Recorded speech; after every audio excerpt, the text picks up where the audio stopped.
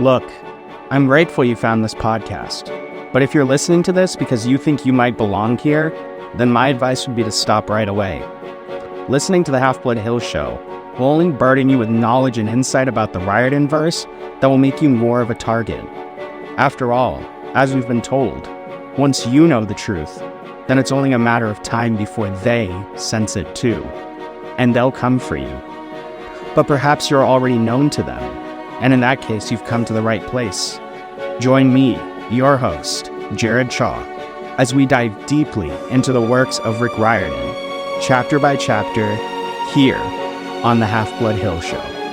So strap on your celestial bronze armor, sharpen your wit, and let the quest begin. Welcome back, everybody, to the 5th episode of the Half-Blood Hill Show.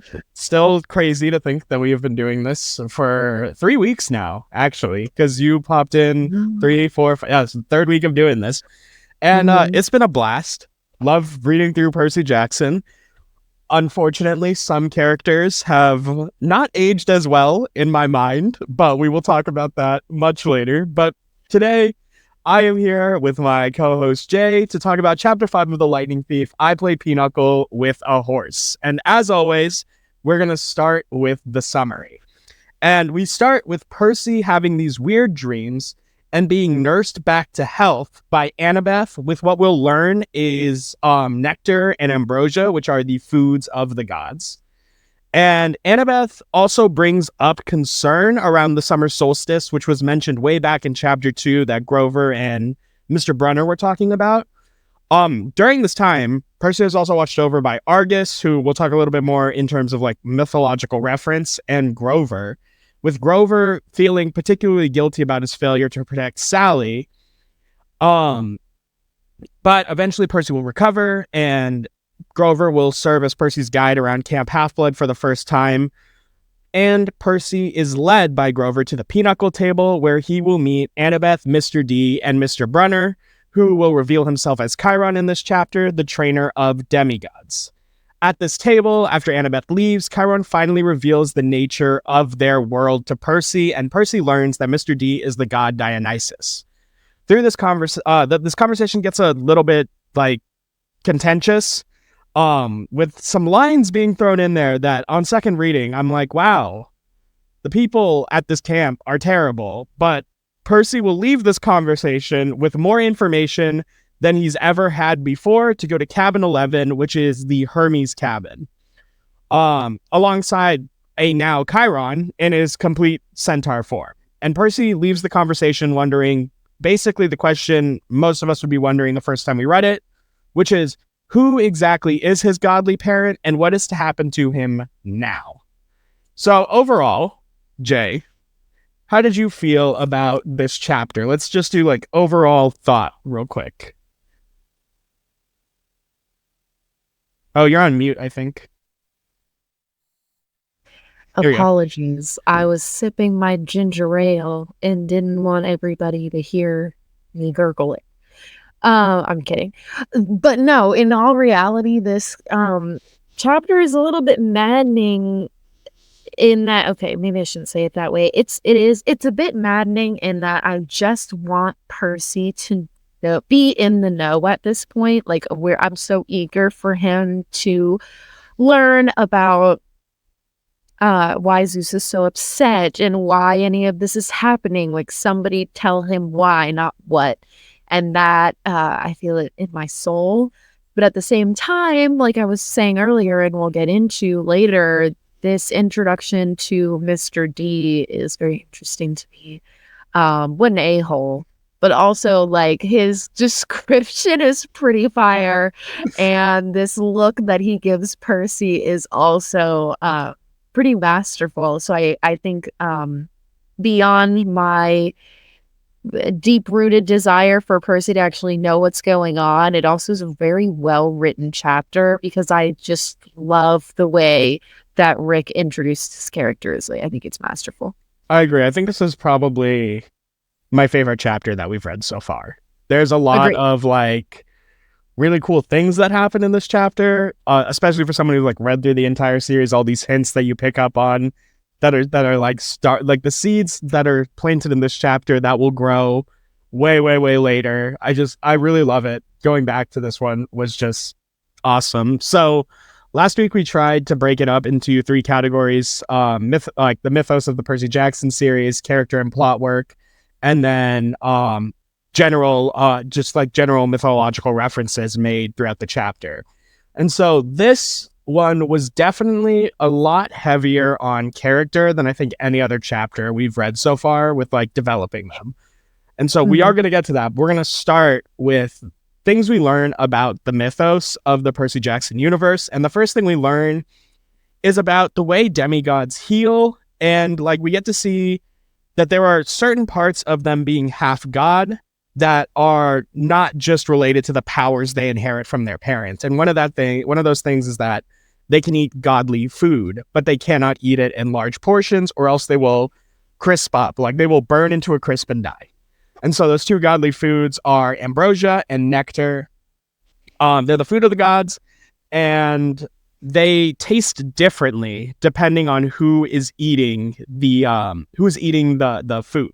So one thing that's kind of cool in this chapter that I didn't catch before, because I was never like closely reading like that in other readings, but so I think it's like nectar will always taste like Sally's blue chocolate chip cookies to Percy, but like ambrosia, the taste of his ambrosia changes from this chapter to later chapters, where in this chapter it's introduced as buttered popcorn, which I actually think is Annabeth's flavor. So it's not actually what Percy normally tastes. I think that's what Annabeth tastes when she eats it. Because I don't know. I think it's like really sweet because it's like the one good memory she has with her dad is watching movies with him. And so like the buttered popcorn is something that like is a representative of that time. So interesting how Rick changes that from Percy's taste to Annabeth's taste and keeps Percy having that like sweet tooth, because later the ambrosia will taste like brownies or other chocolatey things to him. Instead of the popcorn. Like I don't think it's ever mentioned that it tastes like popcorn to him again. Also a change in this chapter regarding ambrosia is that it is described as pudding-like in this chapter, where it's like you put a spoon in it and you would like spoon feed it to someone. But when Percy goes, I think even when Percy goes on this quest, though I definitely know it's in later ones, I'm not sure if it's in this one, but he'll get like pocket squares of ambrosia to eat, like in case they get hurt on the trip. Like that's part of their quest provisions that they're given. And so like, it's interesting that he changed it from this pudding-like consistency to squares. Cause I've always imagined that these look like those lemon squares. Like, you know what I'm talking about? The lemon bar, the lemon cake things. That's how I've always imagined them to look like. So it was weird to hear about them as pudding. Baked ambrosia. Sure. Why not? Yeah. Why not? There's no rules. Do it for the plot. The other thing is that, so I had originally thought I'd caught something here, and then I was like, no, I'm stupid. And so it's about Argus, and Argus being just like, he just has like a bunch of eyes and he serves as like the camp security, like watching over Percy. And I don't know why I don't know why I thought that it was like, doesn't Percy mention someone with a bunch of eyes watching him at the start of the book? But no, he's mentioning a Cyclops. I don't know why, but I thought it would have been really cool if the connection had been to like Argus watching him, like the guy stalking him at the playground. Is that what you're talking about? That's what I thought it was gonna be, but no, I was way off on that one. Imagine seeing this in all reality, though. Like, no offense, man. Like, I'm sure that you provide an exceptional service as a security guard, but if I saw some guy come up to me with more eyes than I could count, goodbye. Nope. Not good enough security to save Sally, but you know, it is what it is. Actually, hold on. But yeah, so Argus actually is a mythological creature. He exists in the myths. We're going to talk about him later at the story, like how he was involved and how he might have come to Camp Half-Blood, like how he might have ended up there. But it is a pretty interesting story. But the main thing that we get in terms of the mythos in this chapter is that we get introduced to Camp Half-Blood, which is this universe's version, or I guess not this universe because there's a ton, but the Percy Jackson series' version of the magical school. And I love it. Okay. Like, I think that the idea of this like summer camp that we're later going to learn has like walls of lava, like walls that lava trails down, and sword fighting arenas and mazes, and like the only thing, but they also do things that are like super summer campy. Like Percy later says, the only thing I was really good at was canoeing. So it's like, I don't know why. It's just, it's this it is not like a magic castle where there are classes to learn about the schools, but it's still very whimsical. And I think that fits very much the vibe of it seems very unserious, which overall is like a big vibe of the first couple of Percy Jackson books, where it's like, yeah, whatever. Like, it just fits Percy's character so much more that, yeah, no, it wouldn't be this rigid school. It would be this like summer camp where, yeah, you have a camp schedule, but you also get to pick out your activities and like what it is that you actually want to do. And there's issues like, oh, let's argue over who gets shower times at this point, or meal times at this point, and stuff like that. So I don't know. It's one of my favorite magical school tropes. But what do you think? You're a big fan of magical schools in general. Like, what do you think about Camp Yeah. I mean, pulling from like the first three that I thought of are obviously Hogwarts, and then Fourth Wings. God, I wish I could remember the name of their school, but they have a school. The Academy. And then I was also thinking of Shadow and Bone. All of them, there is this level of grandeur, whether it's the material that they're made of, or even like the curtains being big and ginormous windows, or it's up high, or it's hidden in some way. And I think the way that you described it as being non-serious is like the perfect way to consider it. It's not that there's any, it's not that it's not merited. It's completely and very obviously magic in the smallest things to the bigger things that they offer. But I think it's nice because it's not as gate kept as like the fanciness, pinky out that comes from things like Hogwarts. Yeah. Because even people who are there, like schools like that, although you would hope it feels welcoming, it's still not. Like even Hogwarts, like in all reality, don't get me wrong, I love it. Would I rather live in that world? Absolutely, yes. But being in one of those corridors would feel like I would feel so truthfully small. Whereas a place like this, like any person, magical or not, demigod or not, would have so much fun there. Why, especially with Disney creating this show, why that's not gonna be a park in Disney? Like that has to be in the works, because imagine that. Yeah, it would be so fun. Wicked cool. So I agree with you. I think that this is very fun, but I also think that it's just on point. The other thing that I kind of want to mention about like Camp Half-Blood when it comes to like the housing system, the Hufflepuffs, the Slytherins, the Ravenclaws, the Gryffindors, and like they have theming, but like in terms of like how different one can be from another, they can't be that different, because it's a school, and if like one person's common room was like so much better than the others, that would be a big problem. But like with Camp Half-Blood, one of the cool things that we learn next chapter, I think, is that like each of the cabins are designed in the fashion of that god. So it's like Poseidon's looks like a fishing shack, whereas like Zeus is this like, super grandiose temple that like has, so it's like, I love that like ability to be so different depending on who you're the god of. And I think it's purposeful. I think it provides a little bit more purpose than I think what I was trying to hit at with the grandeur and the gatekeeping is that like inaccessibility, like when it comes to even the first movie and book, Dumbledore says, don't go into the Forbidden Forest, and anybody in this section of the The castle. I third can't floor believe I'm corridor. not.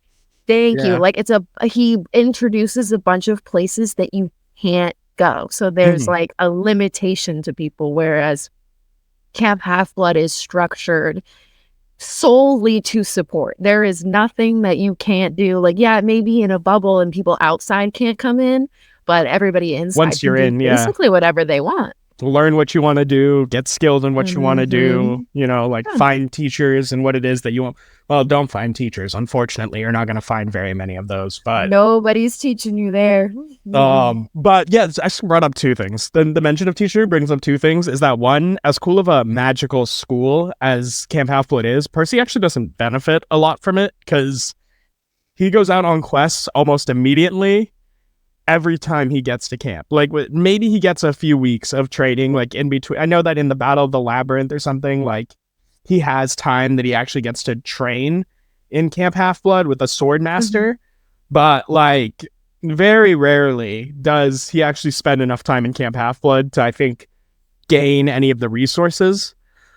But the other thing is that Camp Half-Blood, as it implies, is like a very much like a summer camp type thing, meaning that while some campers do stay year-round, others typically will leave after getting a certain amount of training, and then they leave to go back home, which, like, that concept alone is kind of crazy to me. But, like, why you would ever leave, like, why that's a policy, you know, like, to be allowed to leave, because I'd be like, it's not like Harry Potter where just don't do magic and nothing will happen to you. Like, just chill, like, whatever. Like, monsters are actively coming for you. Like, why would you, but beyond that, the question that I actually have for the year-round students is who is teaching them? Yeah. Like, how are they getting educated is something that I don't know. Or are they just all, like, if you're not a child of Athena, are you just dumb? Like, if you live there year-round, are you just like, do you know how to read? Are you just like illiterate? What happened? Like, I don't understand how you are expected to learn. And if Chiron's teaching is anything, I don't know about this in-house education they're getting. I feel like that's that spice of trauma stuff. Like, I feel like that's just gonna keep it. And unfortunately, I feel like it's the reason for everything. Like, we can't give you everything, or else what would be your struggle? Yeah. You don't know how to math. So when you're out on your quest and we give you $200 to get from here to wherever you need to go, that's how you're gonna Good learn. luck. Trial by fire. Yeah. Like, one of the things that I was talking to Katie about one time, we were actually talking about Harry Potter, and it was just like, so, like, you know, like Half-Bloods are in the Harry Potter universe, it's just like they have typically one wizarding parent and one non-wizarding parent. And so she asked me, she was just like, but what if the kid just like wants to work in the Muggle world? Like, they don't want to do a magical job. Like, what if it's just like they want to? And I was just like, I don't know. And we got into this whole conversation, was just like, do you think that Hogwarts provides transcripts to go to college? Like, if you wanted to go to a Muggle college, that they would let you do that? Or like, do you think they have like magical liaisons in each of the colleges to be like, here's how you transfer? And so the reason I'm saying opposite of a squib. Sorry. And so the reason I was asking that is because, like, for the kids that get there year-round, like, Annabeth seems, and she is the type of person that would like to go to a university. And later we learn that there's a new Rome university, all the way in the, like, sequel series where the Roman camp and the Greek camp meet and they have all this stuff. But it's like, if Annabeth never met them, how is she getting into college? Like, what is her, like, I don't know. I mean, eventually she goes to school, but like, at this point, she is 12 and she has had 5 years of no educational record at all. Like, nothing on record whatsoever. Because she ran away from home and she's been living at Camp Half-Blood since she's 7. So it's like, what did she do? Okay, ringing is ringing in my head.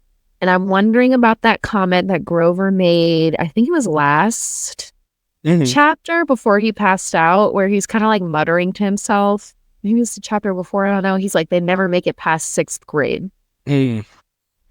That comment, with also campers going home at some point during the year, I too am a little confused of like, are they not educating these kids because they expect them to die? Is this like a Dumbledore-esque situation where like we're just going to keep them in their little bubble and hope that we can protect them by doing nothing but keeping them in this bubble for as long as we can and then just let life take them? Maybe, but I'm about to Google something. So the reason that I'm thinking about this is Luke, because Luke in The Lightning Thief is 19. Like, He is? yeah, he's 19 in The Lightning Thief, which has me asking more questions. Like, if Luke did not go down the path he went on, right? Like, what opportunities are actually afforded to this 19-year-old boy, like, at this point, if he did not want to just stay at camp all year long to do nothing? You know, like, what else could he do? What skills does he have that, like, he could market? It doesn't seem like he got any. Whatever. We're staying too long on this, but like. Okay. Good points, though. Something to track as we read. I have for questions. Sure. I just have questions. Yes. Okay. But more god mythology-based lore instead of education-based lore. Sorry, I am a teacher, so it just like it really had me thinking. We wonder. So we get some lore regarding the gods and how they move with the center of power. Mm-hmm. And how like they were in Greece, and then Greece fell to Rome, and then it talks about how they were in Germany, France, and Spain at certain times. Yes. I'm assuming France was during the Napoleonic era. I don't know when else like France would have been considered the center of power in the world. I feel like that's the only time. But like the other thing here that's weird is Germany. And so that has to be like, that's a reference to World War II. Mm-hmm. Or the prelude into World War II, I guess, because eventually, because of World War II, the power is going to shift to America, because they have the, while everyone else is going through the post-war depression, we start to make a bunch of money, and because we've been selling all of these weapons of war and all these things, the Lend-Lease agreement, all of that stuff that made us really strong, and that's why the gods jump over.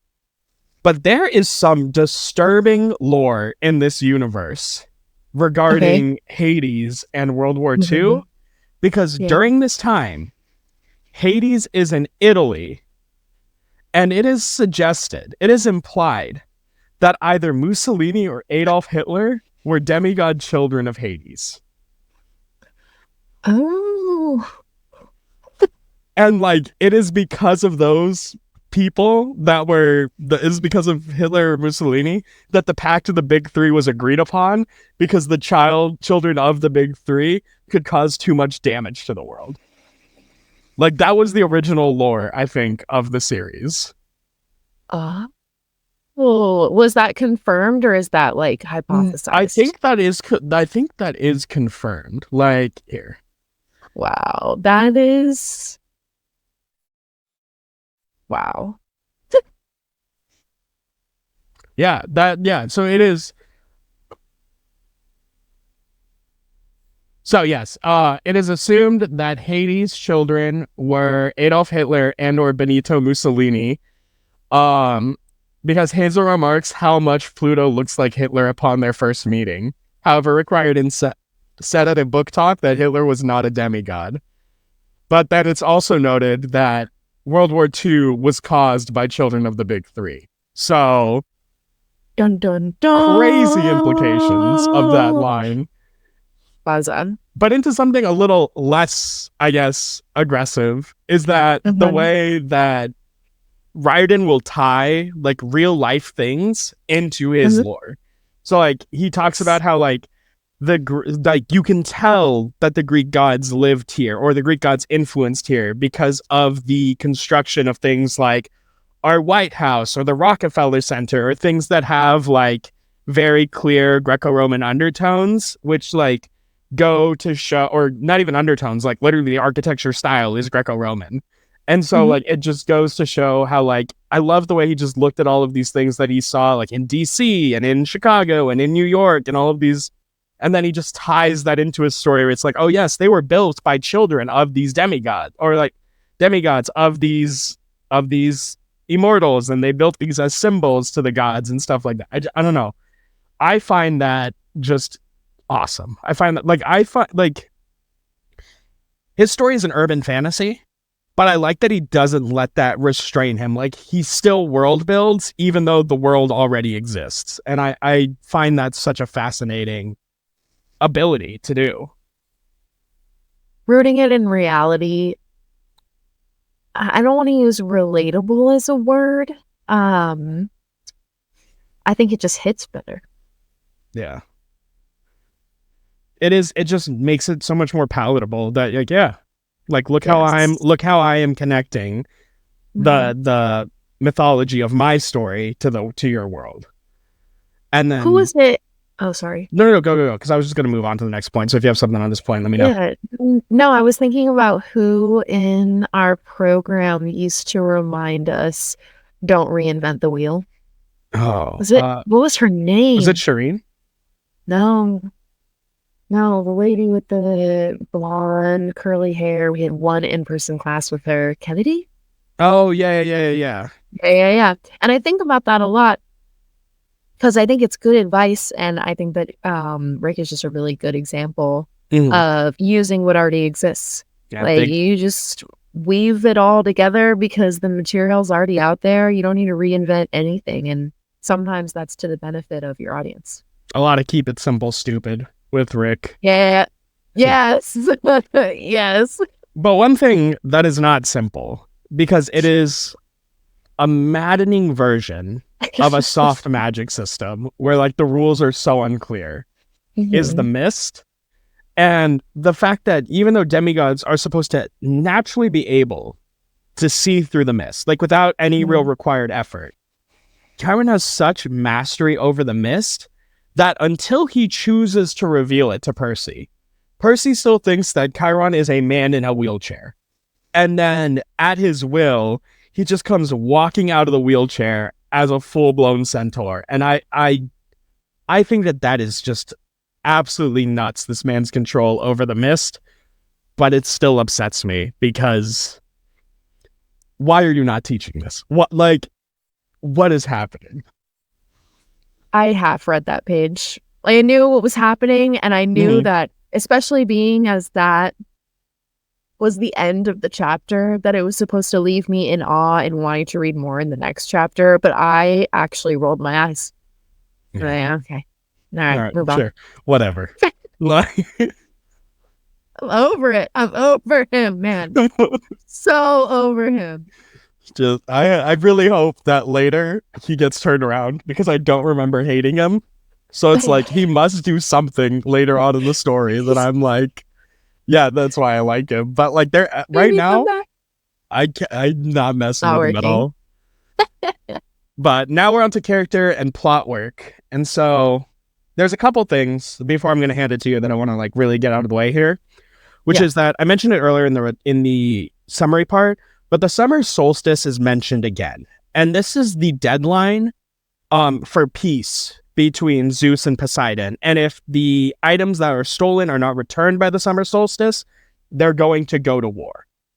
And so Annabeth mentions something was stolen. What was stolen? Like, she's trying to get information from Percy, who's unconscious, which just goes to show the type of person that Annabeth is at this point in the story, where it's very much like, you are useful to the extent that you are able to provide me with information. And then once that's done, like, our relationship is, like, at an end. Like, she's very practical. She is, what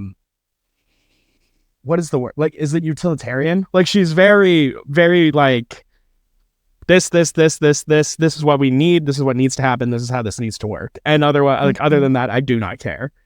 But we know that the lightning thief is not Percy. We know that the lightning thief is Luke. And this is always something that's just been, like, it's very masterfully done, actually, that the person who stole the lightning thief, the lightning bolt, is literally the son of the god of thieves. But, like, he is painted as such like a paragon, like, hero that could never do any wrong. That it actually manages to, like, pull suspicion off him for some time. Like, yeah, okay, he's the god of thieves, whatever, but like Luke is a great guy. Look at him helping Percy out, like really trying to help him fit in, guide him through the camp. Like, he does such a good job, like dissuading you at first and then dropping breadcrumbs for you later. And I don't know, I really like that. But if it was me, I'd immediately be in the Hermes cabin. Like, if I was Chiron, I'd kick in the door of the Hermes cabin and be like, all right, which one of you did it? I know it. Like, Where is it? we are all going to die unless one of you turns this over. What is happening here? Good point. Another little bit later in the story, but there's this maddening philosophical discussion between Chiron and Percy when he gets the pinnacle table. And like, I did find the part where it's just like, oh, God or gods, like gods we can talk about, God we don't deal in the metaphysical. And it's just like waved off, like this whole idea. Like, you can tell Ryan didn't even want to try to explain it. He's just like, just drop it, don't bother with it, like just let me tell my story. And I like the way that he wrote it that way. Yeah. And it's interesting, but there is a line where I think we'll get to it later, but it's the how would you feel, Percy, if you were used as a myth to describe how little boys can get over losing their mother? I was like, rude. What is the reason for this? Just what rude. is Chiron hoping to see happen? Like, I would hate to believe that he is just kicking Percy when he's down for no reason.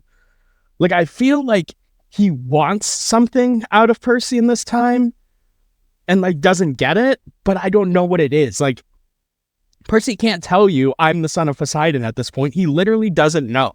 So it's like, what do you want him to do in this moment? I think that goes in the next bullet point, though, when we have that, who are you, Chiron? Who am I? I think, and I know we've talked about this a little bit before, I think Chiron wants to craft an excellent hero. And I think these snippets and items that he withholds or jabs at Percy with is the making of a hero. I want you to see it this way. I want you to start seeing yourself as a hero. I want you to be motivated by this specific thing in your life. And it's tough because there's that. I mean, I personally doubt that anybody does anything for non-selfish reasons. So I'm wondering why. But given that he was, I think you have said this already, which is why I know it, but that Chiron's sole purpose is to support and guide demigods. Like, that's why he's immortal. So to his benefit of proving that he can produce an effective hero, you know, like, those are my thoughts. Do you think that this is like a motivation thing? He's just like, yeah, you couldn't save your mom. What are you going to do about it now? Like, what are you going to do now? Like, do you think that's what he's getting at? Motivation. I just think it's building blocks. He's trying to do the U.S. military style, break you down to like build you up kind of thing. No, but for real though, that was like, not psychoanalysis. You know what I'm trying to say though? What is it called though? I can't remember. But yeah, I got like the like constructing what you want, like what you want someone to turn into. This is molding Percy's psyche. I really think that that's it. It comes off as negging to me. Just like, 1,000%. But I think, especially because we already know, and it's been proven, and if Chiron has any inkling that Percy is the son of Poseidon, because I think all of them would be mutually motivated, regardless of whether you're Zeus, Hades, or Poseidon's kid, all of them would be motivated by anger and loss. Like, who isn't? Yeah. So, okay, if I push these specific buttons, then you will go on this quest and you will make the right moral decisions because of the way that I have presented this situation to you. You're going to be a hero because you show others how you succeeded after losing your mom, not because you were on a revenge quest. You know what I'm saying? Yeah. It is interesting. I definitely think that maybe what Chiron's trying to do here is that, like, he might have an inkling as to who he thinks Percy's dad is. And like at this point, how many options could there be left? Like with what he knows about Percy. So it's like maybe he's very confident and just like, you are a child of Poseidon. I believe in your natural physical ability and your natural like godly abilities to like pull you through a combat, but I need to test to see that you can mentally hold up to challenge. And maybe that was kind of like are you someone who is going to break at a taunt? Like, are we pause? Yeah. Hard pause. Are we giving Chiron credit for maybe doing a little bit of teaching here? I don't want to call it that, but I mean, I it's feel like giving tough love for me. Yeah, maybe. But Chiron's not the only person that Percy meets in this scene, actually. He meets, or I guess he re-meets re-meets Annabeth and then he meets Mr. D. And what did you think about like just their overall character work? I'm going to say this again. I know I said this already. But I love how Percy sees Mr. D and immediately thinks of a cherub. Because let's be real. I feel like this was a little bit of a missed opportunity. Like, I wish Rick made this reference because cherubs are very synonymous for me with, oh God, this is the worst time to not be able to think of, not the Gerber baby, the Cabbage Patch Kids. With that like super round face and the round bodies. And I was like, this would have been the perfect time to just link cherubs and Cabbage Patch and make a really good reference. Because, oh my goodness, does that stack you? Like, cherubs are babies. Yeah. Babies in diapers that are going around with like little archery sets, like what bows and arrows or whatever you want to call it. Like that. This is a full grown, like, alcoholic man. He's a cherub. It was so good. What did you think? I do think that it's like, I think I mentioned it later when we go deeper into like his character in particular. Yeah. But there is this like, just his appearance, right? Lets you know that this man is not serious about his job. Like he does not care. He is a god, okay? Meaning he can choose his form at will. And he wakes up in the morning and says, cherub, that's what I'm going to appear as for camp. Like, he could show up as this imposing, like, bodybuilder figure that, like, controls the camp. And he's like, I cannot be bothered. Like, I am going to be... I did not even think of that, bro. I had no thoughts in my mind that he's making an active choice to present himself as cherub like that. That's really just funny. Oh does God, not care. I think the quote we highlighted really shows like the way that he feels about being here at camp and having to do his job. Like, what did we say? Oh, I suppose I must say it. Welcome to Camp Half-Blood. There. Now don't expect me to be glad to see you. The attitude. It's just perfect. It's like very much like, I am not here of my own free will. Like, we know that he's not here of his own free will, but he makes no mistake in like, I want everyone to know that I hate all of you. And if I could quit tomorrow, I would. But I cannot. Like, do you want to talk about Annabeth's introduction? Oh my God. Yeah. So because you mentioned this last episode. I love this. I don't know why. I just like Annabeth is one of my favorite written characters. Like, she is up there. When I think about like female characters that I love, like she is up there with like Azula and Toph to me. Where she's just like, I don't know why, but she is so like true to herself, and herself will evolve over time to become a different person, as like we all do from 12 to 17, 18, hopefully, if you're one of my students watching this and you're 12, and like, I hope you're not the same person you are today when you're 18. Like, that would be kind of a problem.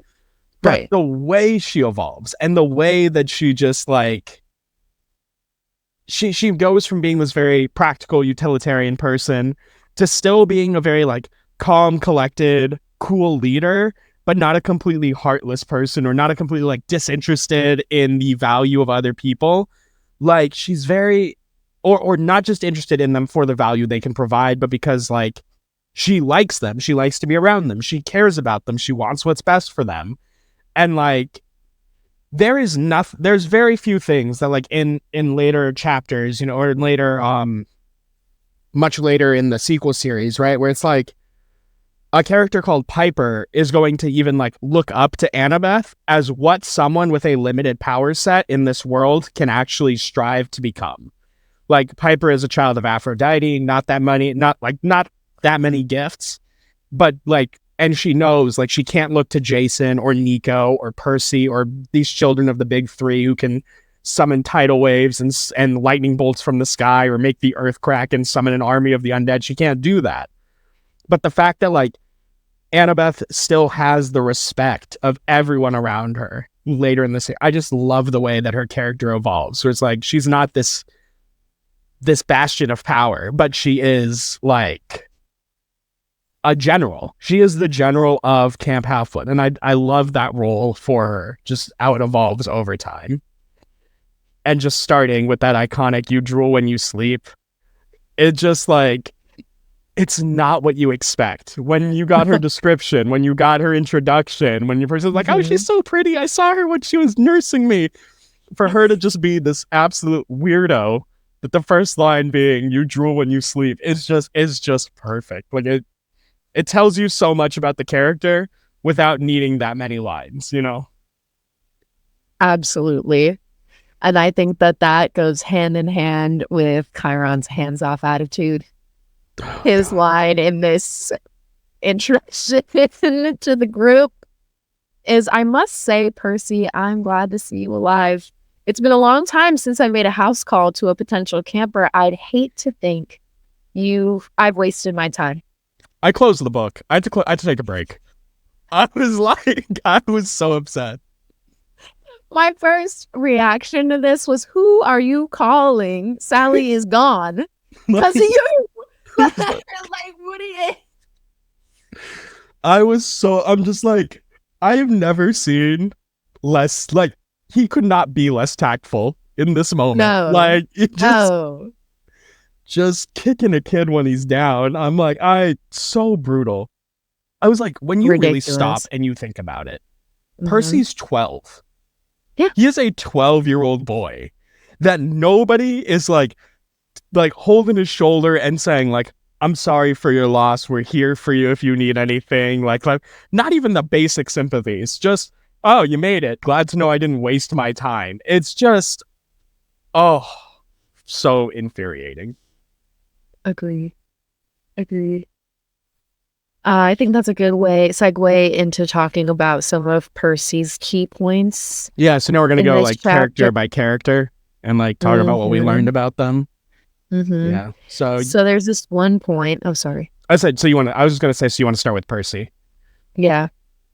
Where Chiron is explaining the god's immortality to Percy and asks Percy if he can imagine what it would be like to be like truly be immortal over time, given what we know about history, etc. And Percy reflects. He says, I was about to answer. Off the top of my head, that sounded like a pretty good deal, but at the tone of Chiron's voice made me hesitate. And I know from what you've said, I didn't know this, but I don't know if this is later in this series or the next one, Percy is offered godliness. Is that how you would say it? Yeah, he's offered to become a god. Yeah, he's offered immortality twice, actually. And I think he turns them both down. Yeah. Wow. I mean, I think everybody has that initial thought of like, okay, that could be pretty cool. But the drawbacks of immortality, like in all reality, the first thing that I think of every time is watching everybody that I ever loved die. Over and over and over again, too. It's not just like once and then we get over the trauma and then we move on. It's like anytime you make a new connection, you're going to watch that person die. Too naturally empathetic, it would hurt me so much. I could not handle that. And that, and that's not to say on top of the powers that you could potentially get from being immortal, on top of what he already has. So I don't know, the bad so outweighs the good for me. And although he's just listening to what somebody else thinks, I think he could ignore it and choose his own path. But Percy is one to take advice. Chiron actually mentions this, I think, next chapter. Yeah. And it actually, now that I'm thinking about it, it like reflects on the attitudes of the gods, where like Percy's like, Percy asks him, it's just like, does it ever get boring? And he's just like, boring? No. Horribly depressing sometimes, but never boring. Like he says that to Percy. And then I'm wondering, like, well, I mean, I'm not even wondering, like, I know that like maybe a lot of the reason that these gods are not there for their children, despite there actually being like no rule against it, is that why would you want to emotionally invest in something that you know is going to die, that you can't do anything for? Like it's very much like they're hands off, because I mean, at some point, how many kids can you watch die before you start to like be like, maybe, I can't. Like, I just can't do it. And I hate to make further points that support Chiron's approach to Percy's education, but I wonder if that is why he so blatantly misses the signs in the beginning. Do you think that he's burned out? Not further convinced. Do you think he's suffering from teacher burnout? Like, maybe that's it. Maybe. I really think maybe. And I think that's why this like passive reproach is coming off as like, okay, well, just let them endure the trauma, because let's be super real about it. Him facing the Minotaur was a life or death situation.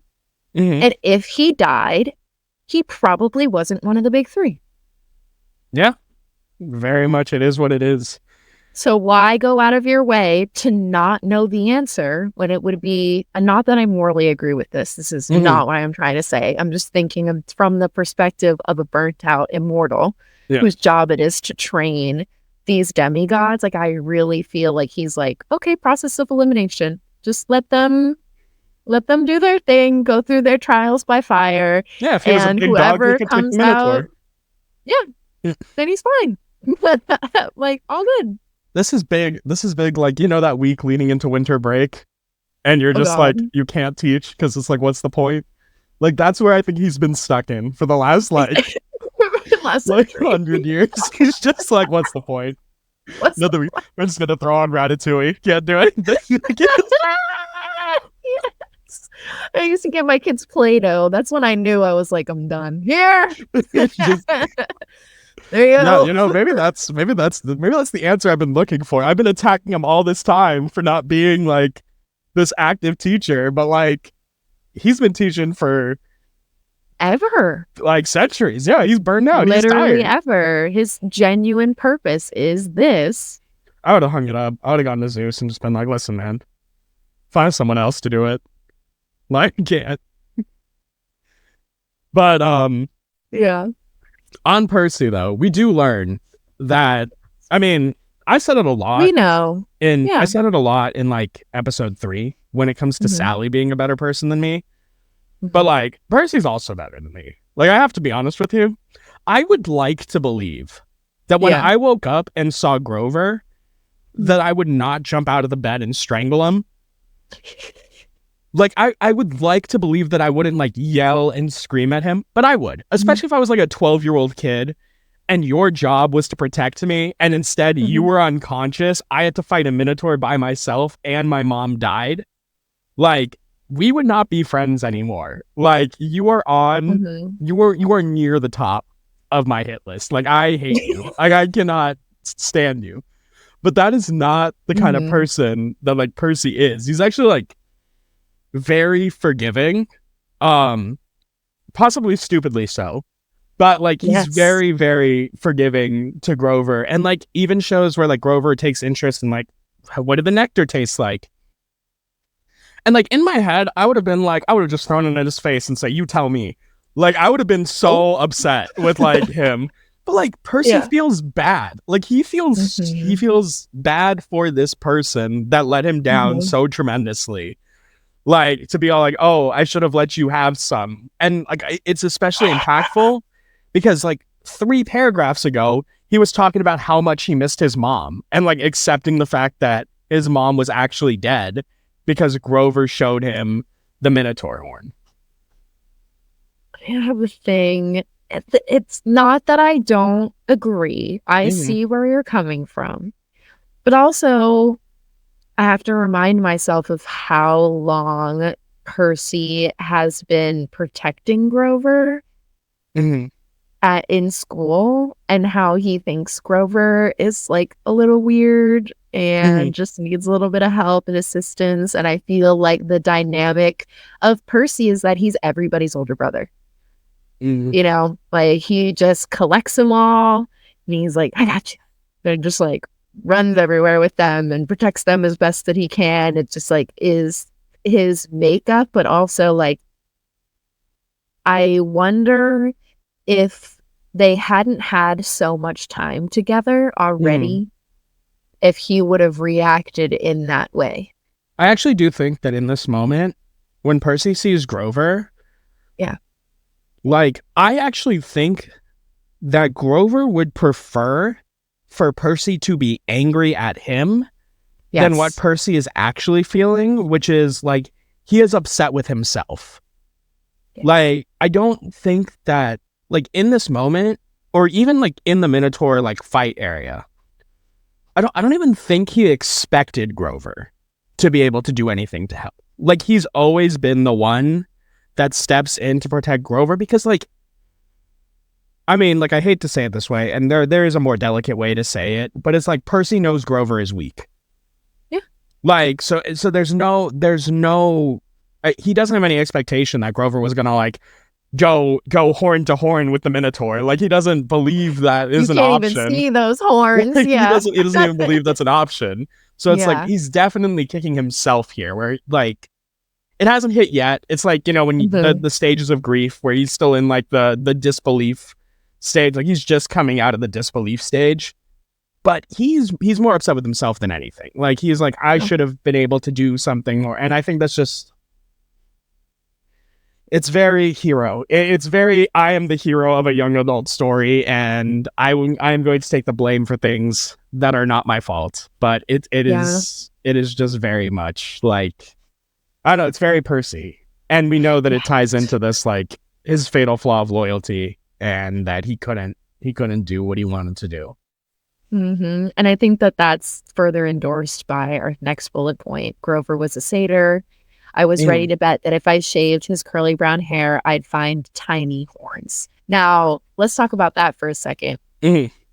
Percy already knows he's going to find these tiny little horns. They're not like wicked cool crazy horns that like go in the back and like curl around and could be like super dope underneath his curly thing that he's got going on or whatever that is. Like Percy knows from Grover's personality and whatever time they've come together that he can't just have like super magic underneath the when he loses his trousers. Like he's not built like that. That is already he's not built like that. And I think you wrote it artfully that Grover is just really childish.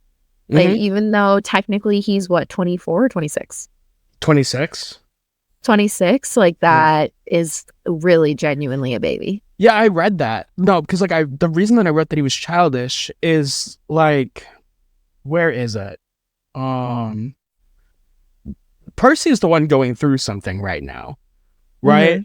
And then Grover says something that's, Grover starts to sniffle. I'm sorry, I'm a failure. I'm the worst satyr in the world. That's like a very childish response. Like someone else is going through something and you direct what was it. meaning. Yeah. Like he is a kid. Like that's a very kid-like behavior. Like he can't even and it's not intentional. He's not like, I don't want to let you feel your feelings, Percy. It's like, he does not have the emotional regulation to like understand that response is not the correct response for someone who is grieving something so terrible. Like he is a kid. He's not this fully grown protector capable of like dragging Percy out of danger or anything like that. Like he's like 13 at most.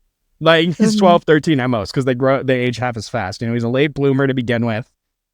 And he's just, he's a kid. Like he's a kid acting out in kid ways. And he's not brave like Percy. Like it's different, Yeah. And he has no confidence. Because on top of... Yeah, it's been shattered because of Thalia. Like that whole situation on top of... And if we think he's childish now, imagine 5 years prior on his very first quest being as childish then to then fail so ultimately. Yeah. And mind you, we don't know the dynamic. We don't know what's what. But of course, someone like Grover is going to internalize that failure and say, the reason why this all happened is also because of me. And then to be blamed by other people too, because Mr. D says, I have to talk to you about your failure again. Yeah. Like just not building this kid up at all. But the way that Percy's going to realize that none of this was a dream is that Grover is going to show him the Minotaur horn. And that's going to be explained as a spoil of war, which is not important for this Minotaur horn. But it is important for Medusa when we meet Medusa, and the fact that when they cut off her head, it stays. It doesn't turn to dust like the rest of her body does. Right. And so we learn that certain monsters will basically drop loot, like a video game, that heroes can take and use for their benefit. Like in the sequel series, there's another Minotaur that Jason will cut the horn off of. I think it's Jason cuts the horn off of, and it becomes a cornucopia that Piper can use as like almost like a machine gun that shoots out food. Like, I never thought of it that way. That is so cool. Yeah. So it's they're like loot items, but that's Grover's character. Now we have Chiron, and we're almost there. We're almost near the end here. We got Chiron, Mr. D, and Annabeth, but Chiron. Rip. Chiron. I'm gonna start with something that I did like, and something that like I can't. And I'm warming to him now that we've had this discussion with him just being burnt out, because I can empathize. But what I did love is that Percy has this like description of Chiron, where Percy finally makes the connection between Mr. Brunner and Chiron, and mentions that like he has this like face, like this like very come on figure it out, like a very like wry-ish face. And then it's compared to like when he made quizzes where all the choices were B. Like that audibly made me laugh. Like it's something that like we can't get in the show because it doesn't have an inner monologue, and it's like such to the detriment of honestly any other medium but the book, because Percy's inner dialogue carries so much of the book, which is so good. But the reason I laughed at this is that I actually did this one year at my old school, where I made a quiz, and I thought that I was helping them out because it was like before it was Christmas break, and I was like, well, certainly they'll recognize the pattern that I made every answer choice C. And then I said, remember, if you don't know the answer, pick C. Like I was just trying to help them out, give them a little grade boost before they went into the holidays. Do you know how many kids I had fail that test? How many? Like 67% of the class did not notice the pattern that all of the answers were C. I had to drop it, like, just because it wasn't fair. But I was trying to give them, like, help, and it did not work that way. Rip. But you were actually talking about this, like, we have this next point that talks about a test, and you were talking about it next one. Like you were talking about it last episode. But, like, go ahead. Okay. So I'm going to read the quote first, and then we can circle back to how this relates to things that we've already said in this episode, but then also I think what we were kind of festering on last episode. Yeah. Percy asks, you came to Yancey just to teach me? Chiron nodded. Honestly, I wasn't sure about you at first. We contacted your mother and let her know we were keeping an eye on you in case you were ready for Camp Half-Blood. But you still had so much to learn. Nevertheless, you made it here, and that's always the first test. So, I had hypothesized that the Minotaur was a test, and this confirms that I was right, which is morbid, because why go through the effort of going to Yancey at all to do a half-baked education into only the mythology and then some Latin language, barely, and then assume that you've given enough tools for them to endure their first test. Like, no, let's be super real. You were just keeping an eye on this boy. You weren't doing anything. And thankfully, Percy turned out to be great as he is, or else he would have 10 out of 10 died.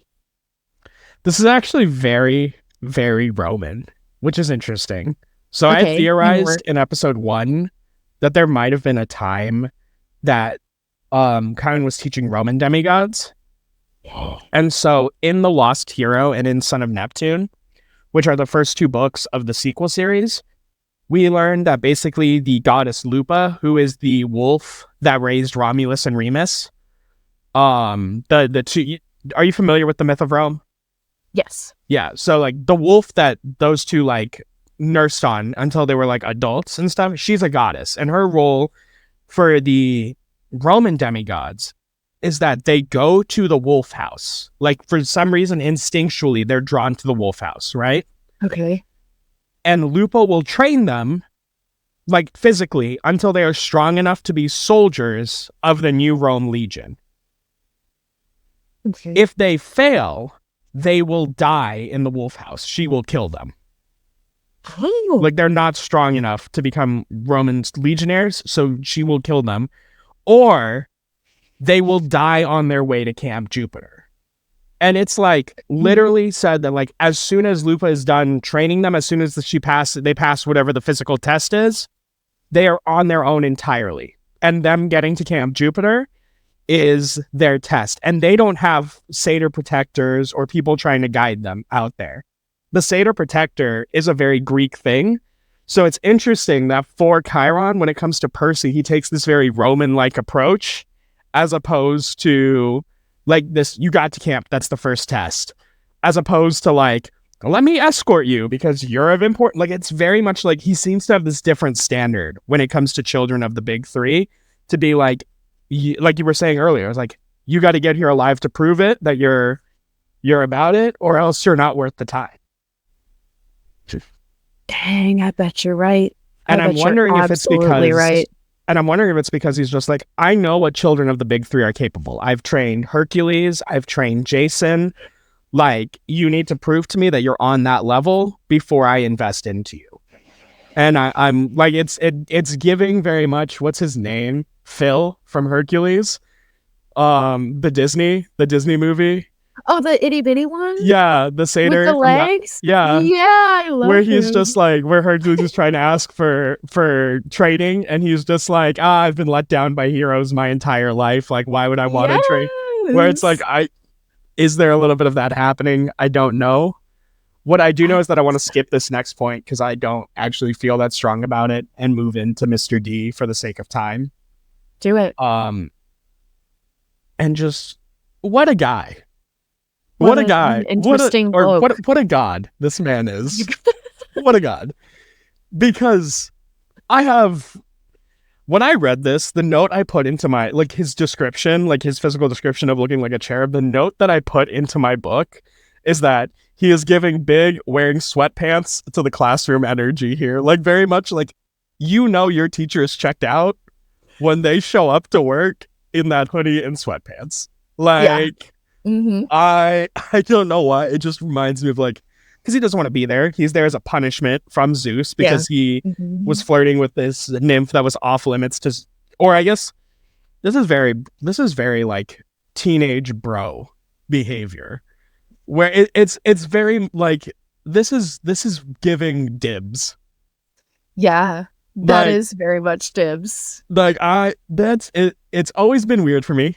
Even as a teenager, I was like, what do you mean dibs? Like that she has no say in the matter of this? Like, but yeah, so it's very much like Zeus called dibs and Mr. D didn't respect the dibs, and now he's at camp teaching demigods and he's super upset about it.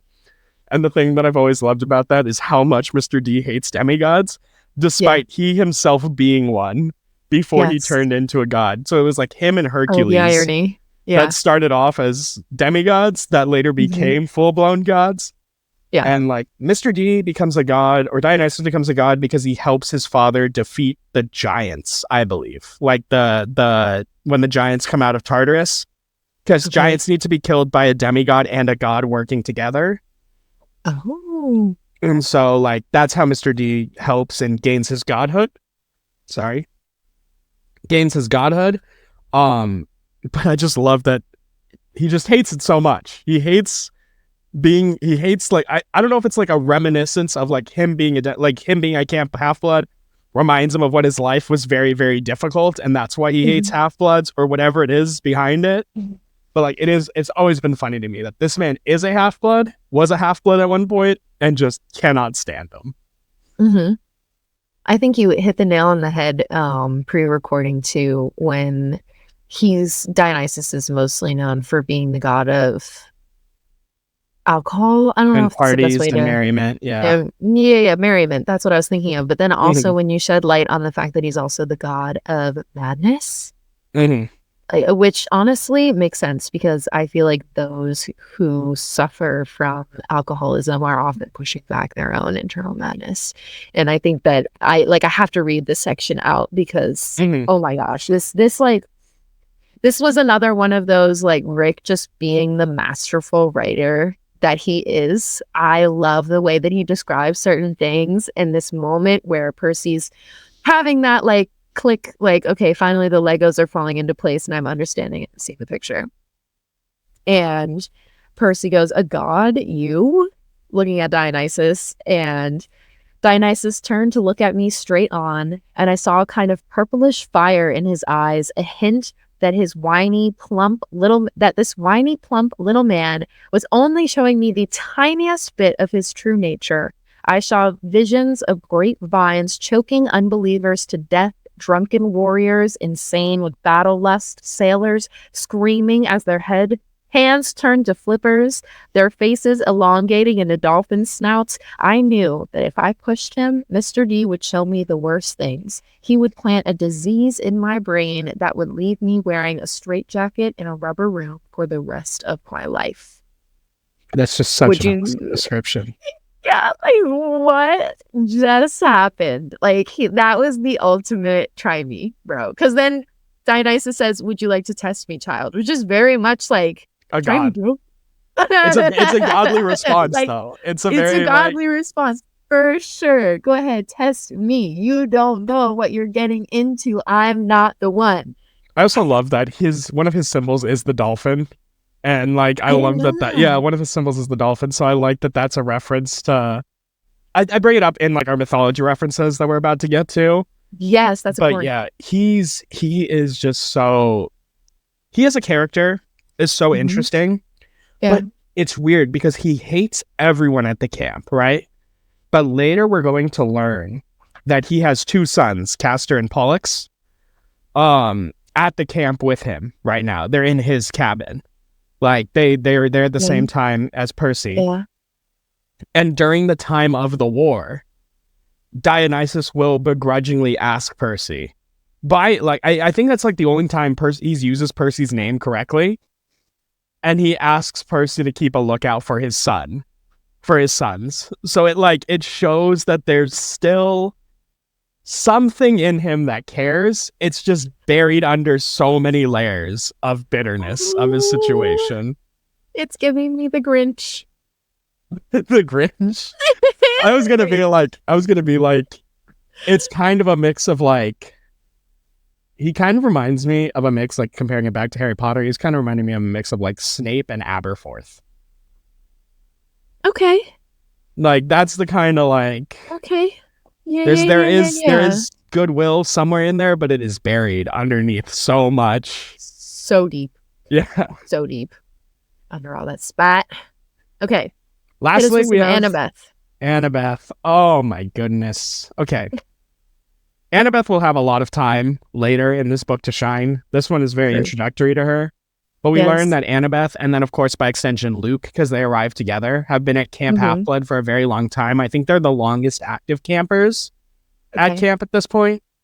And the main thing that I'm wondering, and I want to be on the lookout for as I read, is that I know that eventually Annabeth and Grover are going to have a come to Jesus moment here and like figure out their relationship, like settle the what is unsettled between them, where it's like this guilt that remains and the reason why they're not as like close as you think they might be at the start. But I actually don't really remember if Luke ever gets to the point of forgiving Grover. Because Luke is not like Percy. Luke is very bitter. You know, whereas Percy sees his failure to protect his mom on himself, Luke probably feels some level of guilt, but I have to assume that there is some associated anger with Grover where it comes to why did you not protect Thalia? Or why did you not tell Thalia to come with you? Why did you let her go back down there to fight? And I think that's deflecting. Like, I think a lot of that's like deflecting anger because at the same time, it's like, where were you? Why were you not dragging her up, you know? And like, I'm sure, if I remember correctly, he's like very injured, but I'm like, if you couldn't do it, what did you expect the childish satyr to do? You know? And so like, I really want to see if that's ever addressed. I know that he puts on this facade of being okay with Grover because like, I think he talks to Grover when they do the iris messaging, like for a second, but I'm really looking to see if authentically there's ever any real discussion about that relationship because I know it has to exist. Right. Wow, we've been talking for an hour and 10 minutes, so let's end this with the mythology references. And there's 2 mythology references that I really want to like note. I mean, there's a ton. We're in Camp Half-Blood, but the 2 that really stuck out to me is this weird dream that Percy has at the start where he describes, it's like, I had a weird dream full of barnyard animals. Most of them wanted to kill me. The rest wanted food. And so what I thought of this was all of the gods are associated with animals. And a lot of them are farm animals. Like a lot of them are animals that can be found on a farm. Like Ares has the symbol of dogs, vultures, and boars. So pigs and dogs can be found on farms. Not so much vultures, but still, you know, like I think there's a connection there. Athena is the owl, the barn owl. Poseidon is the horse. Hera has cows. Like, it's just very... So I'm wondering if that's like a depiction of this, of the Olympians ensemble, like looking at Percy and deciding, what are we going to do with this kid? Like, are we going to kill him like right now? What should we do? And so like, I'm wondering if that is like a reference to that, because we know that animal references have been used before to describe the fighting of the gods, where Percy has that dream about the eagle and the horse fighting, with the eagle being the symbol of Zeus and the horse being the symbol of Poseidon. So I'm wondering if it's like a callback to that. Yeah. Especially because we didn't talk about this at all. It was relatively small in the grand scheme of this chapter, but we do get an introduction to Olympus. So I feel like it has to be a direct correlation to that introduction. I think you're absolutely right, especially when there's this one line that says, and the heart or the fire is America right now, like where like the epicenter of power and therefore Mount Olympus exists is America. Yeah, it exists at the top of the Empire State Building currently. So right. I wonder if by now it would have moved. Like, that's something that I would have loved to be like, if Rick ever did an AMA to be like, in the year 2024, is Olympus still in America or has it moved somewhere else? Like, that would be very interesting. But more on topic, the other myth that I kind of wanted to talk about is Argus and who he is. So Argus was created by Hera, and his job was to slay Echidna. And I'm sure you remember from like the TV shows and the TV show and it shows up here. But Echidna is the mother of monsters. So it is interesting that she created basically a weapon to go kill the mother of monsters.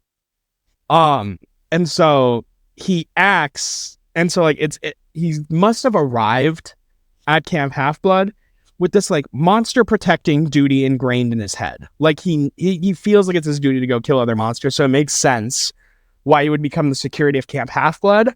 But he is not a demigod, nor is he like a god. He is a creation of a god but like he would typically fall under the category of what we would consider a monster, a mythological monster. Like he's clearly not human, you know? Mm-hmm. And so the big thing that this tells us, and kind of like the last point I really have, is that it lets us, and because it becomes important later in the series, but it lets us know that a monster can access Camp Half-Blood if given permission to.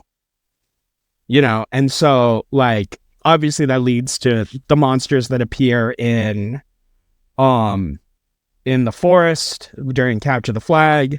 It relates to the Hellhound that will appear later. It will relate to the Scorpion that will appear later in this chapter. But the idea that a monster can be brought into Camp Half-Blood, meaning that,